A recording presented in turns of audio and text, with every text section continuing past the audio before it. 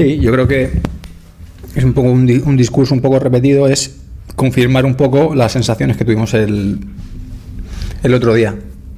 Creo que se obtuvo un resultado que nos quedamos todos con las sensaciones un poco de haber podido conseguir una victoria creo que muy importante en un estadio muy importante contra un rival de los de arriba, y ahora tenemos la oportunidad en casa. Hay que darle continuidad. El equipo lleva un déficit de resultados, y sobre todo en casa por lo que te digo, porque no hemos conseguido que se vea el mejor Nàstic. El mejor Nàstic este año yo creo que se ha visto fuera de casa, y se vería ayudaría un poco a acompañar un poco a levantar, yo creo, los ánimos del aficionado y del equipo, sobre todo para ganar en esa confianza tanto fuera de casa como dentro.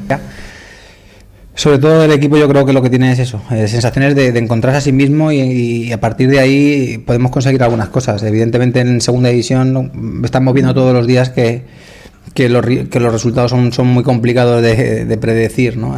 Creo que hay mucha igualdad en la categoría, y evidentemente lo que está marcando un poco la diferencia, pues estamos hablando de equipos como el Hércules, como Sabadell, como Guadalajara, hay equipos que están marcando allí una continuidad en los resultados que enseguida, cuando no lo consigan, pues imagino que se da la vuelta a la tortilla y aparecerán otros. Creo que eso es lo que tiene esta segunda, y a partir de ahí pues nosotros tenemos que intentar encontrar dónde estamos a gusto, cómo estamos a gusto, y a partir de ahí llegarán resultados.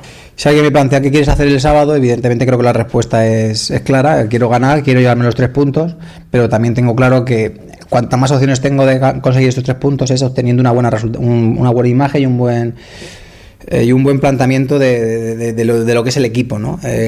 Estaba diciendo que yo, por sensaciones, el equipo lo ha encontrado en partidos como Villarreal. Ha habido partidos el otro día, pues, sobre todo lo que estamos hablando en segunda parte. El equipo en la primera parte estuvo muy fuerte defensivamente, en la segunda parte estuvo mejor con balón. Creo que son partidos que en casa no hemos tenido esa sensación salvo en determinados momentos. Entonces eso hace que, pues evidentemente, la gente esté un poco con la sensación esa.